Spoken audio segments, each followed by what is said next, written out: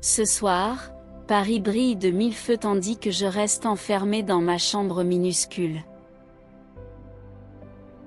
La fenêtre de mon 5e étage offre une vue magnifique sur la ville qui ne dort jamais. Pourtant, cette beauté extérieure contraste cruellement avec le vide que je ressens à l'intérieur. Mon 3e café de la soirée refroidit lentement à côté de mes livres ouverts.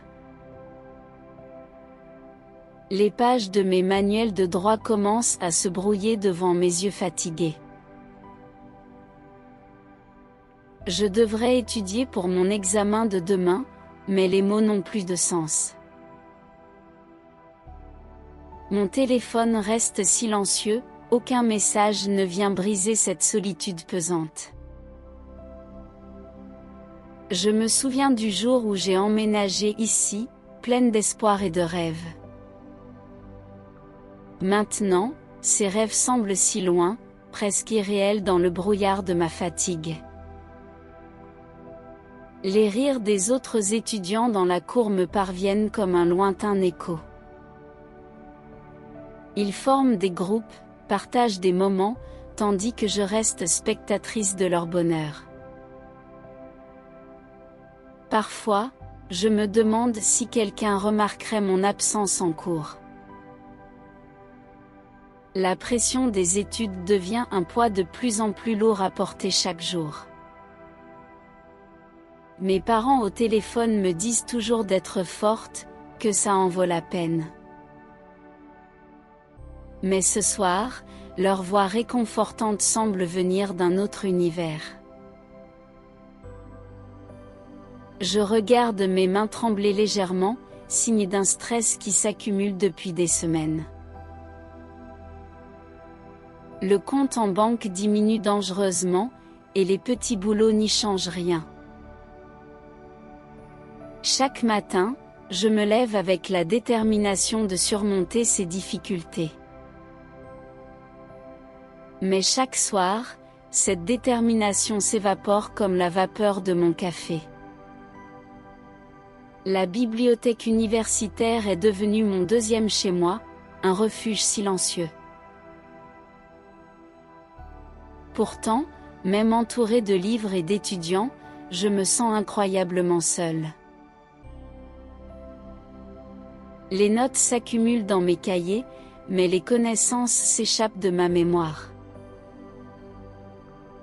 Je me souviens de ma première année, quand tout semblait encore possible. Maintenant, chaque jour apporte son lot de doutes et de remises en question. Le métro parisien devient le théâtre de mes pensées les plus sombres. Entre 2 stations, je me demande si je suis à ma place dans cette ville. Les visages des autres passagers me semblent tous plus confiants que le mien. Pourtant, je sais que derrière ces masques se cachent peut-être les mêmes peurs. La pluie commence à tomber doucement sur les toits de Paris. Chaque goutte qui frappe ma fenêtre semble accompagner ma mélancolie. Je repense à mes amis du lycée, dispersés aux 4 coins de la France. Leur vie sur les réseaux sociaux paraissent si parfaite, si éloignée de la mienne. Je sais pourtant que ces images ne montrent qu'une partie de la réalité.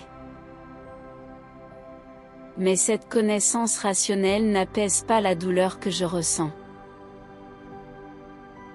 Mon estomac se serre lorsque je pense aux dettes que j'accumule. Les bourses ne suffisent plus, et la honte m'empêche de demander de l'aide. Je me souviens des promesses que je me suis faites en arrivant ici. Je devais devenir quelqu'un, réaliser de grandes choses, faire la fierté de ma famille. Aujourd'hui, ces promesses ressemblent à des chaînes qui m'étouffent lentement. Le froid de la nuit pénètre peu à peu dans ma chambre mal isolée. Je remets un pull, mais le froid intérieur est bien plus difficile à réchauffer. Les souvenirs de ma ville natale me reviennent avec une douce nostalgie.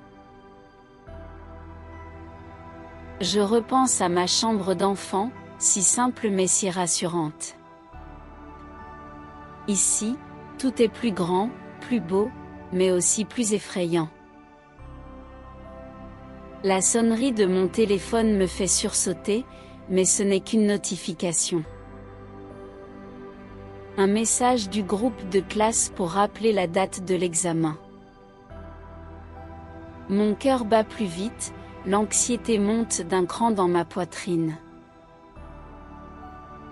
Je ferme les yeux un instant, essayant de retrouver un peu de calme. Mais derrière mes paupières closes, les mêmes inquiétudes continuent de tourner.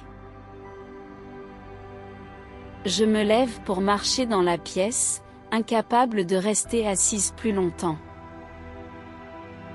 Mes pas résonnent sur le parquet ancien, seul bruit dans le silence de la nuit.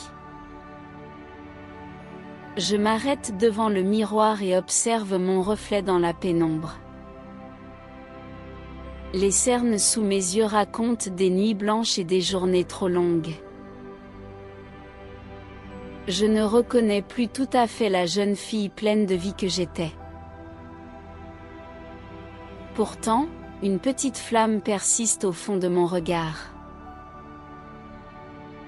Cette flamme ténue qui refuse de s'éteindre malgré toutes les difficultés. Je retourne à mon bureau avec un soupir résigné mais déterminé.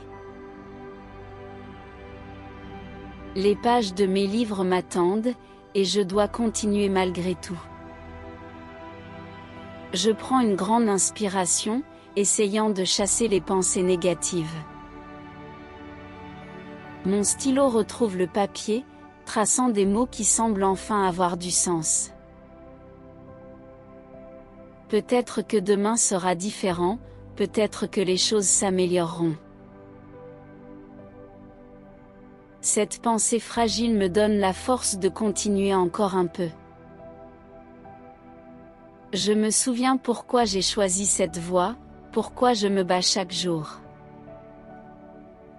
Mon rêve de devenir avocate pour défendre ceux qui n'ont pas de voix. Ce rêve semble si loin certains soirs, mais il reste mon phare dans la tempête. Les premières lueurs de l'aube commencent à colorer le ciel parisien. Une nouvelle journée va bientôt commencer, avec ses défis et ses espoirs. Je termine enfin mes révisions, épuisée mais un peu plus sereine. Mes notes sont complètes, mes idées plus claires qu'hier soir. Je me prépare une dernière tasse de thé avant d'affronter la journée. La chaleur de la tasse dans mes mains me réconforte étrangement. Je regarde par la fenêtre une dernière fois avant de me préparer. Paris s'éveille doucement, et avec lui, une petite partie de mon courage. Je sais que la route sera encore longue et semée d'embûches. Mais aujourd'hui, je choisis de croire que je suis assez forte pour continuer. Mes vêtements d'étudiante attendent dans l'armoire, symbole de ma nouvelle vie. Je les enfile avec une détermination renouvelée malgré la fatigue. Le miroir me renvoie maintenant l'image d'une jeune femme qui se bat. Pas une héroïne, pas une victime, simplement quelqu'un qui avance à son rythme. Je prends mon sac, y glisse mes livres et mes derniers espoirs. La porte de mon appartement se referme derrière moi sur une nuit de plus. Dans l'escalier, je croise une voisine qui me sourit timidement. Ce petit geste simple me réchauffe le cœur plus que je ne l'aurais cru. Peut-être que je ne suis pas si seule que je le pensais dans cette grande ville. La fraîcheur du matin sur mon visage me réveille complètement. Je marche vers la fac, un pas après l'autre, comme chaque jour. Mais aujourd'hui, quelque chose a changé dans ma manière de voir les choses. Je ne sais pas ce que cette journée me réserve, mais je suis prête.